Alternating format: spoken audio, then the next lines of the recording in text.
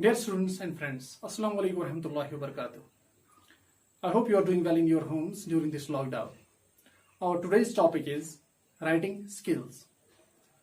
As we have already studied communication skills in our previous lectures, writing skills is a part of, or rather is a type of verbal communication only.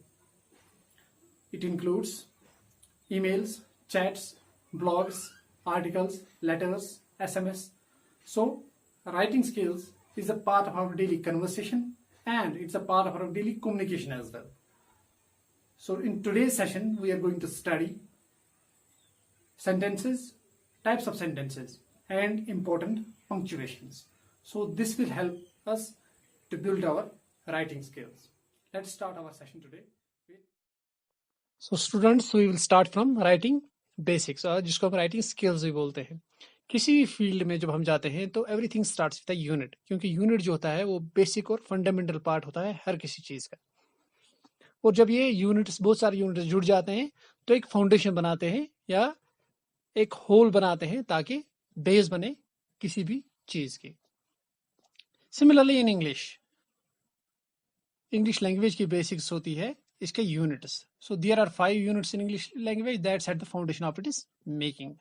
These units are,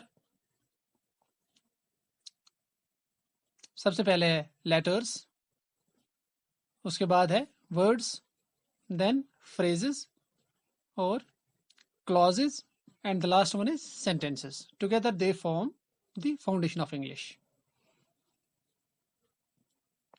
First we will study letters.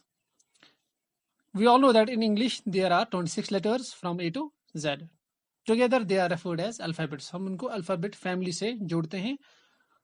तो there are 2 consonants and there are 5 vowels. The second one is words. Words are a group of letters that come together.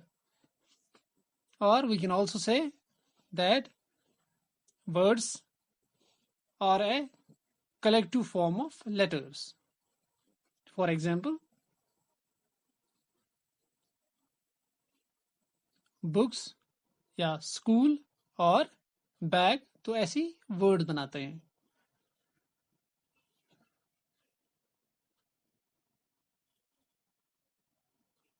Then we move on to phrases. Phrases are a group of words without a subject or a predicate. इनकी meaning होती है but they do not make complete sense. For example, the monitor of the class. Second one, a red ball. Third one, to get away with.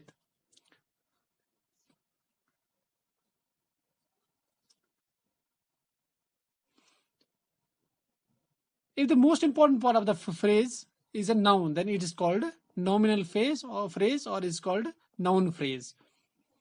And similarly, if the most important part of any phrase is a verb, it is called verbal phrase. We will give an example as well. The example is given above: the monitor of the class and the red ball. In these sentences, monitor and the ball are the most important words, so they are called noun phrase because they are nouns. And similarly, to get away is the most important word, so this is called verbal phrases. Fourth one is clauses. Clauses are a group of words with a subject and a predicate, and more importantly they have a meaning. इनकी meaning होती है. For example, you are my best friend. And second one, when the teacher arrived. So they are complete sentences in itself. So they carry complete meaning. Moreover, the clauses that convey complete message, they are called main clauses. And the clauses that contain incomplete message are called subordinate clauses.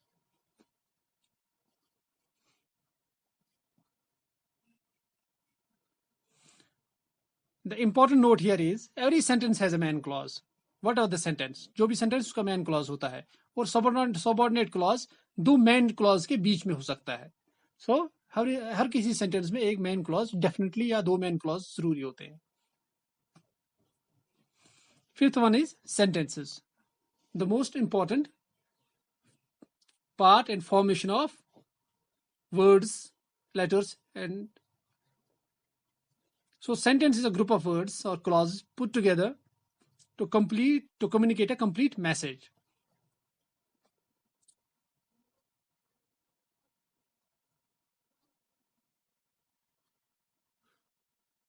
The important thing is the sentences always start with a capital letter and they end with a period, जिसको हम full stop भी बोलते हैं, question mark से end होते हैं और exclamation से एंड होते हैं, लेकिन स्टार्ट हमेशा कैपिटल लेटर से होते हैं.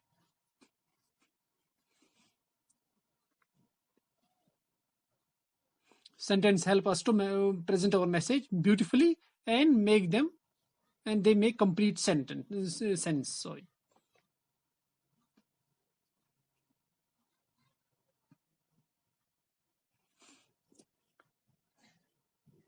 अब हम देखेंगे what are the parts of a sentence, क्योंकि हर किसी सेंटेंस में अलग अलग पार्ट्स होते हैं, हर किसी वर्ड की अपनी अपनी इंपॉर्टेंस होती है और अपनी अपनी पहचान होती है. इंग्लिश में हर किसी सेंटेंस में एक सब्जेक्ट होता है, एक वर्ब होता है, और कभी कभी या more often than not object भी होता है. सब्जेक्ट उस चीज को बोलते हैं व्हेन अ पर्सन और thing that performs an action. A person और thing that performs is called a subject. Verb होता है विच डिनोट्स और डिस्क्राइब्स एन एक्शन, किसी भी काम करने को वर्ब बोलते हैं. ऑब्जेक्ट होता है द पर्सन और thing that receives an action, जिस पे काम किया जाता है. फॉर एग्जाम्पल, यहाँ पे बहुत सारे एग्जाम्पल मैंने दिए हैं. तो इसमें ही स्वैम इन द लेक, पहला सेंटेंस है. ही है सब्जेक्ट जो काम कर रहा है, स्वैम है वर्ब जिसपे जो it is an action, and the lake is an object जिसपे काम किया जा रहा है. ऐसे ही the other words, she rode the bicycle, he threw the ball, the dog chase the cat. तो जो वर्ब्स हैं वो अपनी जगह है, ऑब्जेक्ट होते हैं वो वाले चीज जिन पे काम किया जाता है.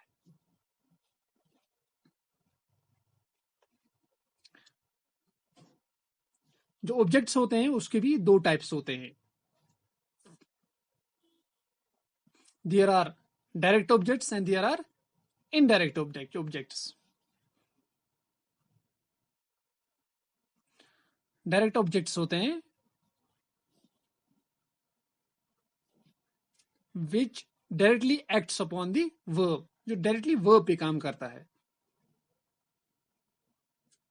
और इनडायरेक्ट ऑब्जेक्ट वो होता है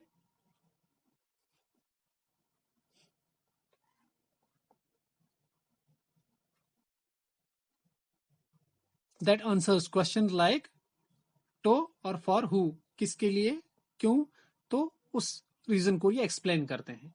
फॉर एग्जाम्पल, हम एक सेंटेंस देंगे, उसमें हम देखेंगे ऑब्जेक्ट कौन सा है, इनडायरेक्ट ऑब्जेक्ट कौन सा है और डायरेक्ट ऑब्जेक्ट कौन सा है. सेंटेंस है she bought a bicycle for her son. The verb is bought, तो खरीदना एक वर्ब है. क्या उसने खरीदा? A bicycle for who, for son. तो यहाँ पे बाइसिकल जो है डायरेक्ट ऑब्जेक्ट है, और हर सन किसके लिए खरीदा है उसने, वो इनडायरेक्ट ऑब्जेक्ट है. डायरेक्ट ऑब्जेक्ट है बाइसिकल, क्या खरीदा है उसने, किसके लिए खरीदा है, वो इनडायरेक्ट ऑब्जेक्ट है. अब हम देखेंगे types of sentence. There are different types of sentence on the base of tone.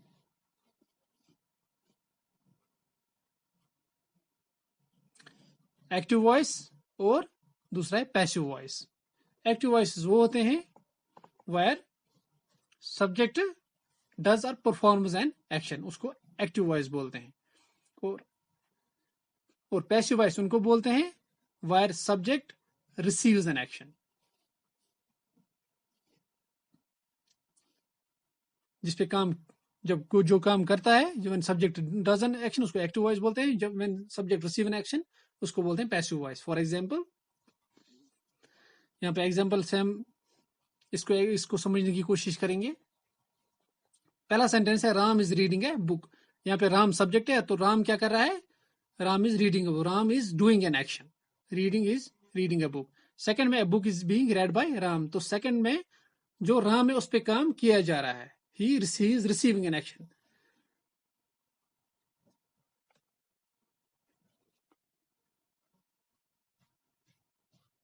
Moving on to types of sentences on the basis of purpose, क्योंकि हर किसी सेंटेंस की आपका अपना अपना पर्पस होता है. सबसे पहले स्टेटमेंट और declarative sentences. Second one question और interrogative sentences. Third one order और imperative sentences. And last one emotion, reaction और जिनको हम एक्सक्लेमेटरी सेंटेंसेस बोलते हैं. अब हम एक एक से समझेंगे इन सब चीजों को. स्टेटमेंट और डिक्लेरेटिव सेंटेंस वो सेंटेंस होते हैं जिनमें इंफॉर्मेशन प्रोवाइड की जाती है और जिनमें फैक्ट्स बोले जाते हैं.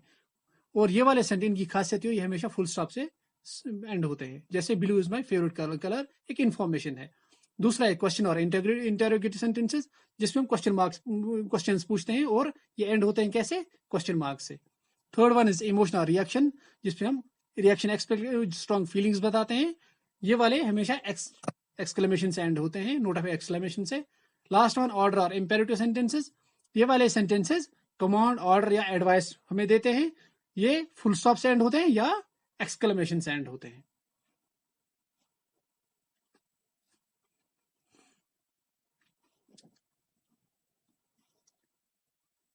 Now we will move study punctuations. Punctuations होता क्या है? पंक्चुएशन सिंपली एक सेट ऑफ मार्क्स होते हैं या सेट ऑफ सिंबल्स होते हैं जो हमारी कम्युनिकेशन को बहुत ही असरदार बनाता है for better clarity of the message. और जो सेंटेंस होते हैं उसके अलग अलग पार्ट्स को ये अच्छी तरह हमें प्रेजेंट करता है. सो हम जो मोस्ट यूज जो पंक्चुएशन है हम वो समझेंगे. यहाँ पे पहला है फुल स्टॉप. फुल स्टॉप हम वहां पे यूज करते हैं जहां पे एंड ऑफ अ सेंटेंस और जहां पे शॉर्ट फॉर्म हम यूज करते हैं.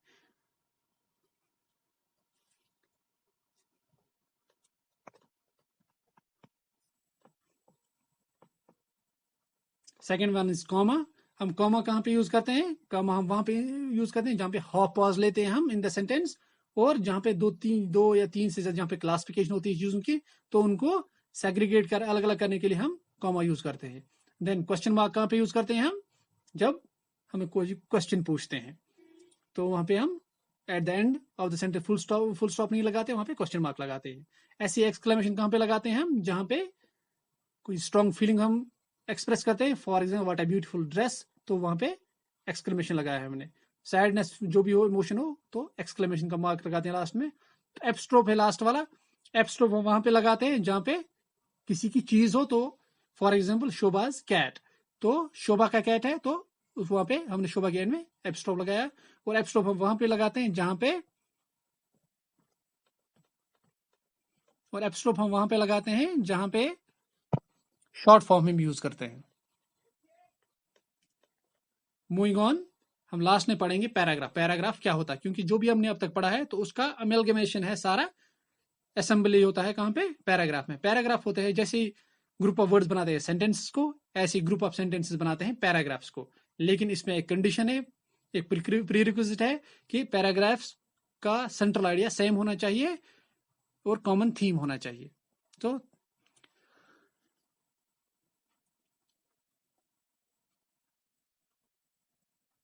thank you for joining us today.